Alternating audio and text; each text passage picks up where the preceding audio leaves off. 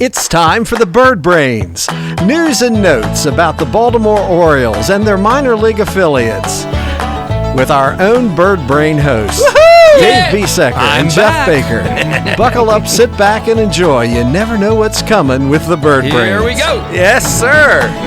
It is spring, and we are in first place again. Exactly. I mean, and there's nobody with a better record than the Orioles. Absolutely not.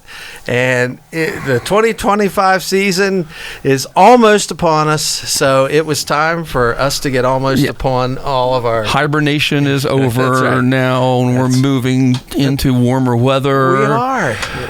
It just feels good. And whenever the pitchers and catchers report, you know there's hope at the end of the tunnel. Eight spring training games have been played, I believe. Right. We're 4-4 at this point. Forget what the groundhog said. Yeah. It's time, you know. And I said 4-4.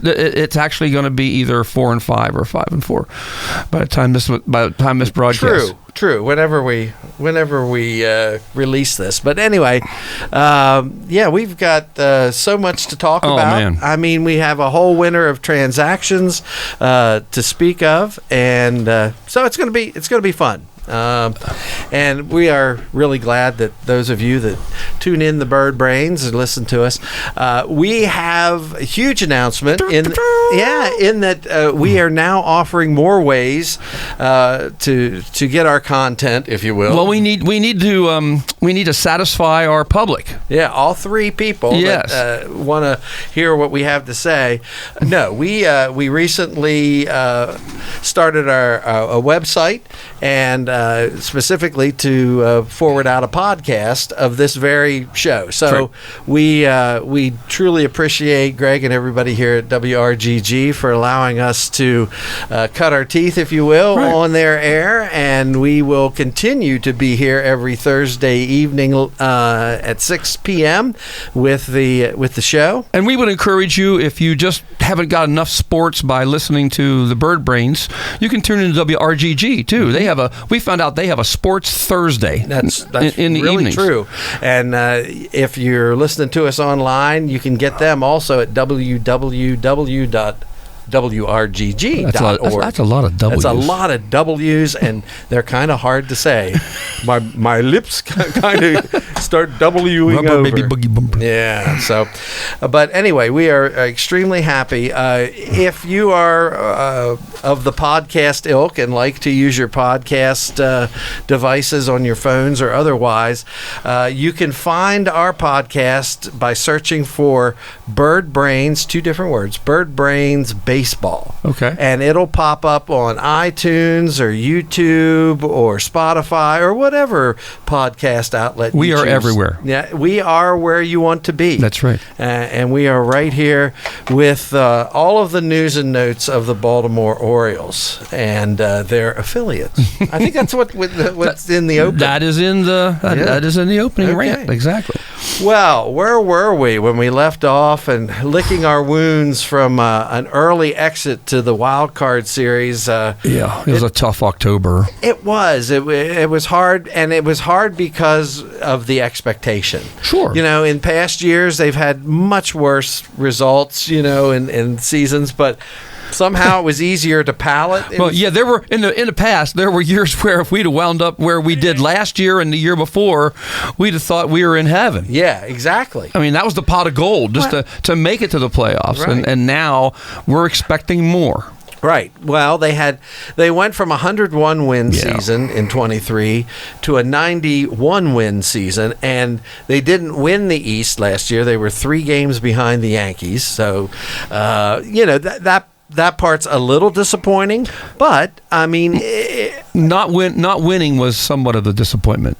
How they lost, how they went into the playoffs the last 2 years was really difficult. Yep. We're not going to dwell on that. We're going to look forward today. No. So, other than to say, I thought it was, in retrospect, it was phenomenal. The game 1 pitching performance of Corbin Burns. Yeah. He went 8 full innings and lost 1-0 in a playoff game, and that was just gut wrenching to me. That was like we had to say goodbye to Corbin Burns. Obviously, he wanted to pitch, somewhere else. He had his free agent. He had his opportunity to make bank at that point. To his credit, I think there was more to it than that.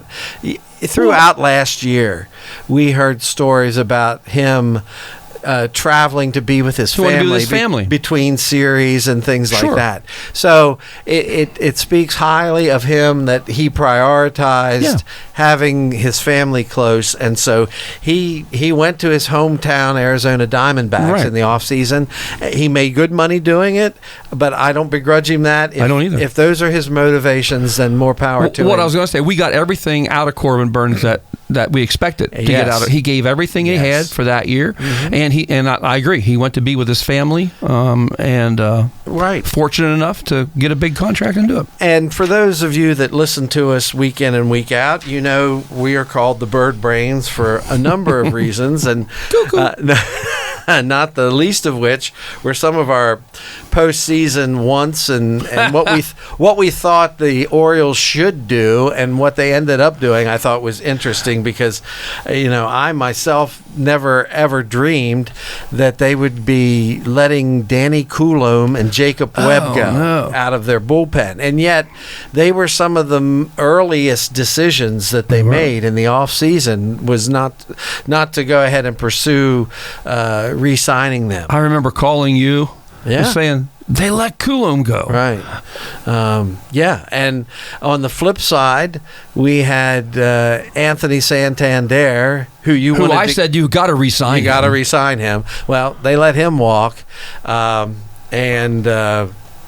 so that was an interesting, and we said there's no way they'll make an offer to Eloy Jimenez. They offered him $1 million. $1 million, and he's back. He's in camp. He's actually looking good right now. If just looking at the spring training stuff, but I would expect that he'll be depth for them. I think he's a depth player. So, but it's still interesting that they would spend $1 million for a depth player to play in Norfolk, but that does look like that's what's going on here. So who left? Here are the subtractions besides Burnes, Coulombe, and Webb. Johnny Means. I think he's going to end up in Cleveland. Cleveland gave him a deal. We had Bert Smith. Actually, Matt Bowman was let go, and then they renegotiated, and he's now on a minor league contract with them. He's no longer on the 40-man. He went to Seattle, didn't he? Last year, and they brought him back. Yeah, I can't remember. Blake Hunt, James McCann, a couple of catchers. Yeah. I don't think James McCann has re-signed with anyone. I don't think he has either, and which is surprising to me. Levon Soto, their infield backup player last year, and of course we mentioned Santander. Austin Slater's gone, and we mentioned about Eloy Jimenez and Daniel Johnson. So those are guys that all left the organization. Of course, we mentioned Burnes went to Arizona, and let's see, of the other guys, Jacob Webb ended up in Texas. So good for him. He was a valuable piece for him the last couple of years. He had his ups and downs, but whatnot. And Levon Soto is back in Norfolk. He cleared waivers. They took him off the 40-man, cleared waivers. Nobody wanted him. Levon's kind of like your typical 4A player, what they call a 4A guy. Yep. And so that was that. And I think that's pretty much what happened with the roster last year. Now, who's new? The pickups, yeah. Yeah. So 10 players have been added to the 40-man roster. So let's see. We have Luis Gonzalez. Let's talk about Luis just a second. He's a 33-year-old left-hand pitcher who has never pitched in the majors. Now, I'm going to say that again, Dave. 33 years old and has never pitched in the majors yet. That is a bit unusual. And so he's been a minor leaguer all these times, or has he pitched overseas? Yes. He had two stints in the minors with the Orioles, and on the 4th of November he was elevated to the 40-man roster, and that prevented him from signing anywhere else on a minor league deal. Yeah, he struck out 71 and walked 12 in 60 innings last year for Norfolk, and of course, and he's a left-hander. Yeah. So that makes him a little more valuable. He'll probably begin the year in Norfolk, no doubt. And we're going to talk a little bit more about projected starting rotation and whatnot. Here's a sign that's interesting to me. Andrew Kittredge. Right. Andrew was with St. Louis last year. I want to say he comes in on a 1 year. And keep that in mind, folks. These are 1 year contracts for a lot of these pickups. $10 million contract with a 2026 option. So the team has an option for a second year, but it's up to the team. Now, his role is not a closer, Kittredge, right? Yeah, no. His role is a middle relief. Although guy. He has closing experience, he can do it. That's not what the Orioles signed him for. I'm pretty sure. Right. He appeared in 74 games with the Cardinals, pitched to a 2.8 ERA. Yeah. And in 2021, he was on the American League All-Star team. So you're getting a pretty quality type arm in Andrew Kittredge. Now, right now, he's been limited in spring training with a sore left knee, so we'll see how that goes. I think he's made one appearance. They've had their soreness this spring training, as I guess all teams do. But they've been going through that a little bit. Okay, this should give you hope now. Okay, this will give you hope. Charlie Morton, a 41-year-old pitcher. He'll be their oldest pitcher this century. Right, and he's in the running with Jesse Orozco for who was 42 in 1999. But he's got this century, I think, so far locked up. He signed a 1 year deal for $15 million. Right. Last year he threw 165 innings. His ERA was a 4.1, actually a 4.2. But one thing he has done consistently, he's pitched 146 innings every season since 2017. So there's some durability there with him, even though he's 41. And if you look at his motion's really, really good. Yeah. So there's nothing in there that's going to really, I think. Wouldn't you expect that, though, with a guy that has pitched this long? He's going to be fundamentally sound, no doubt. You're not going to be finding a huge amount of mechanical deficiencies for somebody that right-hander who lives off the curveball. Yeah. Location, extremely important for him. Yep. And he and Kittredge were actually teammates with Tampa in 2019 and 2020. So there's some familiarity there. And he's certainly going to be the wise one in the clubhouse, so you have that influence. We have Cade Stroud. Cade Stroud has been in the Orioles organization, but they moved him up to the 40-man roster. He was available in the two previous Rule 5 drafts. He's a pitching prospect for Baltimore, and he has 3 minor league options, and that may be one of the reasons why he was elevated, because he has that flexibility. They don't fear losing him, moving. Well, him one of the things that I've heard you talk about a lot is that in the bullpen, one of the downsides of their bullpen is they don't have people with options. Right, that is true, and so the guy that has looked really good so far in spring training. And again, I don't want to get too excited on spring training numbers, but a guy who falls into that category that we're all familiar with is Brian Baker. Brian Baker is now out of options, so they either have to keep him in the bullpen or risk losing him. And I suspect, especially with as effective as he's been, I think he in the offseason, I was told, was working on a new grip on a changeup. Like the new grip thing is going around the league, and he falls into that. But he has been. I know people that have the grip. Yeah. I'm sorry, that's the wrong. That's a different kind of grip. Yeah. But anyway, he has looked extremely well, pitched very effectively so far, and we'll see. But he's one of those guys that's up against the option thing, and I don't know if he makes it a full year with him. He certainly hasn't been able to stay up to this point and been that guy that you just wouldn't think of sending down, because he tends to go through those. He's streaky. Very streaky. He goes through those segments of a season where you just can't have him in there. So we'll see how that works out.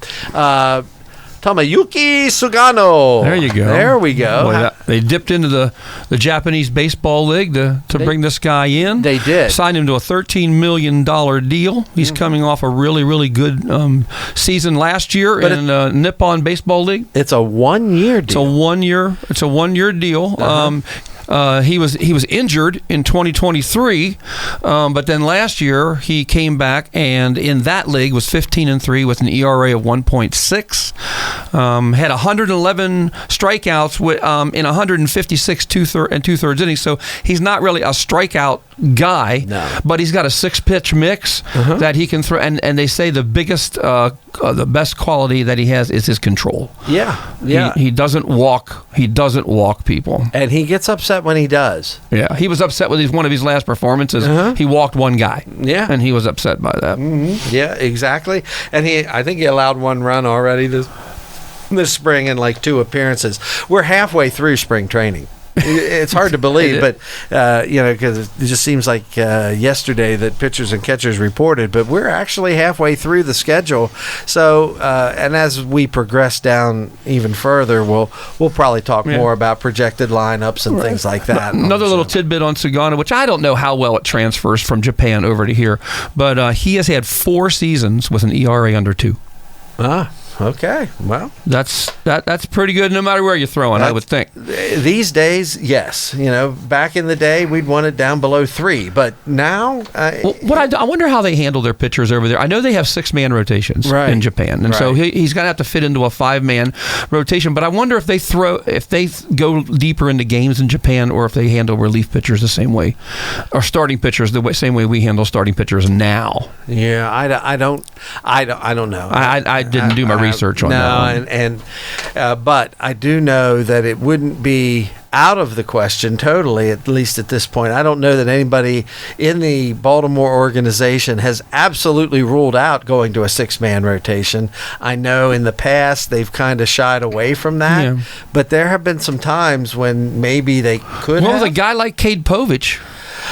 Well, Cade, for those that have watched any spring training games, he's grown up over the winter a little bit. He is showing people that he is ready to pitch, and right now, you would think that with the addition of Morton and Sugano, along with Kramer, Rodriguez, and Eflin, you would think they already have their 5. But I'm telling you, Cade Povich, from an eye test perspective, certainly looks like he is ready to compete. Yeah, so you have to wonder, would that open up the possibility of a 6-man rotation, or does that knock somebody out? And I can't imagine who that's going to knock out. Right. I don't know either. But spring training still has a good bit of competition to go, and you still got injury bugs out there. Exactly. And so I do think, and this goes back to the touching on the Corbin Burns discussion just a little bit. I do think when you look at the 5 guys and or potentially 6 guys if you throw Povich in there, the Orioles are postured pretty well with starting pitching. So making a big splash for Burns, which it did, in retrospect, I don't think he was going to come back to Baltimore because he wanted to be close to his family. But so the fact that they didn't get him back isn't devastating. It's not like they're not in contention anymore, at least on paper. I understand why they went the route that they did. They number one, he probably wasn't coming back for reasonable money. I mean, I think if you'd offered him, $40 or $45 million a year, which is, higher than anybody in the history of starting pitching. But, if they had done that, maybe. But it's just not good for the organization to put that much money, I don't think. No, you're not going to see Baltimore spend that much money. For them, I don't know. That was another thing. Our season-ending episode last year of the show, we discussed what it would take just to re-sign the guys on their roster that they depended on, and it was something like a $26 to $30 million increase in their salary rate. The Orioles right now have increased by percentage more on their current starting salaries from the previous year than any other team in all of baseball. They are now projected to have a salary up at or near $160 million. That's what I heard. Vice, I think it was $96 million last year. Yeah. So money was not the issue. I think they're in the middle of the pack of all the teams. They are. All the teams in the major leagues. They're in a sweet spot because they're not bumping up against the salary cap, the soft cap as it is, or the luxury tax. So they're in a good place, I think, for the kind of market they are. And they've got some young players who they're looking to step up this year, who are still under their initial 3-year deals. Right. And arbitration's going to come up, but a lot of these players are not going to hit free agency for a while. Right. And so who they're giving money out to are short-term deals, right, with Sagano and with Morton, right, and O'Neill to some degree. These are short-term deals that they'll be out from under as guys step up, as like Kerstad steps up, as we hope. We hope. We're going to say he is. Right. As Westberg continues to play well, as Henderson gets even better, the ceiling's so high for Holiday and for Henderson, and we look forward to that. Yeah, for sure. Another addition to the 40-man was Brandon Young. Now, he was no surprise. He was you had him pinned last year. Yeah, he was the minor league pitcher of the year last year for them. While Cade Stroud might have been a name that we didn't maybe expect to be promoted, this one is the one that you did expect, him and McDermott. He's a big boy. Yeah, and he signed as an undrafted free agent in 2020.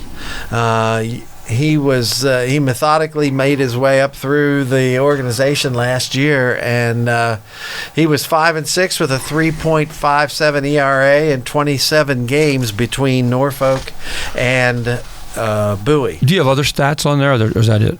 Like his walk rate? Well, he struck out 132 batters. How many innings? In 111 innings. Oh, that's good. Yeah, and he has allowed fewer than one hit per inning and fewer than a home run per 9. Wow. Nice. So, and it was AAA or AA? Both. That was a combination of both. Okay, good. That was part-time Bowie, part-time Norfolk. So, yeah. So you might see him this year. I would expect. I think they expect that they will need to, because of injury, and it's a long season. What did they need last year? Some like 50 players. Yeah. And so that's your 40-man roster plus. So okay. Brought in catcher Gary Sanchez.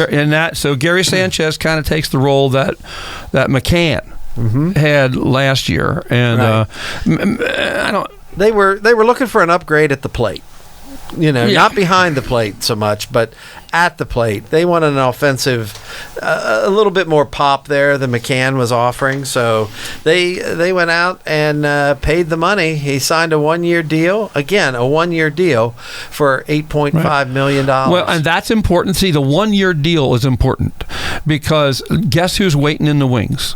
Sam Basallo. Love it. They're saying that his bat is ready. They think his bat is ready. They're working on the catching and the mechanics and the receiving end of things for Basallo. Threw a guy out at second. The hopefully, last game I saw. Hopefully he's learning. I tell you what, he, we can probably get into this more in a future edition, but when he comes up to the plate right now, Sam Basallo, he looks ready. To me, he's not overwhelmed. I'm still, when you look at a guy like Kobe Mayo, he still looks overwhelmed to me a little bit. He doesn't look comfortable. old Sammy boy looks real comfortable in the batter's box. He's a stud. He is, and he's only 20 years old, and the last 20-year-old we brought up looked overwhelmed. Yeah, he did. He did, and he was the number one prospect in all of baseball. So, but I think the future is bright behind the plate, which. Then what happens to Adley? Well, if he's there we go. You had to add. We're not even 25 minutes into season 2 of the Bird Brains, and now I'm jumping. I don't know. Jumping the shark on that. I don't know. But at any rate, Gary Sanchez is the backup catcher, and he's there to hold the place for Sam Basayo because they don't want to rush him up. Right. As good as he looks, I think they want to let the 20-year-old mature a little bit down, at least baseball maturity, because everybody's very impressed with his demeanor and his approach and all of that. So good things for Sam. Daz Cameron, that's Mike Cameron's son. He's back in the fold. They purchased his contract last October from Oakland, who is no longer Oakland. Yeah. I guess they're Sacramento this year. Yeah, and did you hear the argument about that they're not going to wear Sacramento on their uniforms? So now they got Sacramento mad at them for not wearing Sacramento. But Daz is outfield depth for sure. Speedster, light hitting. He can play the defense, and we have one of those already. Which begs the question for future episodes as we talk. Are you talking about Cedric? About Cedric, and he's off to a slow spring. Cedric is having an extremely slow spring, and so is Heston for that matter. He had a home run. Yeah, he did, but I think the leash is going to be unusually short for Cedric. I think so too. Because this is his walk year. He's up for free agency, and so I don't know whether they will be able to endure a full year of very light hitting. And you got Cowser who can easily slip into center field. Well, you have a couple of people. You have Ramon Liriano who was signed, who can step in. He's a veteran. His deal was for $4 million. Can he hit? Well, he can. He has an average of 247 last year with an OPS of 749. Well, that's better than Ced. Well, and that's the point. It's not hard to beat Cedric's offensive numbers because he can't steal first base. He's a great base stealer, well said. And we want that. But Liriano was released by the Guardians. He had a slow start last year and got picked up with the Braves. And after he got picked up with the Braves, he had 10 home runs and hit 296 for them. But with the slow start, he ended up for the season being a 247 hitter. Point is, he was a 300 hitter for the Atlanta Braves in the last part of the year. So he's very good against. That's the kind of guy you want waiting in the wings. Well, he's a right-handed batter. And you need right-handed batters on this team. So I suspect that Cedric's leash is going to be rather short. And Ramon Liriano may be the guy that they plug in there because they're waiting for one of their other prospects, Enrique Bradfield Jr., who is a left-handed and admittedly a light-hitting prospect, but he can cover center field like Cedric. He's really, really fast. Extremely fast. I mean, a record breaker in stolen bases when he was at Vanderbilt in college, and He's a speedster, like you said. He can cover a lot of ground. Looks like his bat's starting to come around in the minor leagues. That was the biggest problem they had when he came up. And of course, probably concerned about the bat. The biggest name that they brought in might have been Tyler O'Neill, who they brought in as a direct replacement, I think, for the production anyway at the plate for Santander. And the big concern there is his health. His health. Can he play? Can he play the majority of the season? He's a big muscle boy. He's a big. Ooh, he is 5'11" muscle. Yeah. I mean, all muscle. He'll hit a lot of home runs. He strikes out a good bit, but you think he'd have come if they didn't move the fence in? Well, and you have to wonder what kind of effect that had to bring a guy like that in. It certainly plays into the equation here for sure. Because the ball flies. And the ball flies at Camden. Yeah, he mentioned that. It's just that the fence was so far back. So that's another another episode. Who's that going to help? Yeah, it's going to help guys like him and Mountcastle. Mountcastle. I think Mountcastle was robbed 11 home runs. 11. Something like that. So, that's a big deal. And for Mountcastle anyway. And again, we'll see how that works out for him this year, because it was kind of a down year. So those are the transactions that we had this past year. Is there anything else? No, I'm just looking forward to a brand new season. Oh, yeah. All the excitement that comes along with it. And remember, folks, if you'd like to communicate with us, our email address is bbbaseball522 at gmail.org. And the 522 is Brooksy and Jim Palmer's number back to back, because bbbaseball at gmail was already taken. So don't forget the 522. Okay. So bbbaseball 522. We're glad to be back. Yes, it's wonderful to have a new baseball season upon us. So we'll be back next week. We'll be running down some more preseason notes and comments. Things to look forward to. Yeah. Some expectations. Mm-hmm. Things to run away from. Yes. Yeah. and So, but we'll be back right here. And so for the Bird Brains, I'm Jeff Baker. I'm Dave Biesecker. Go O's!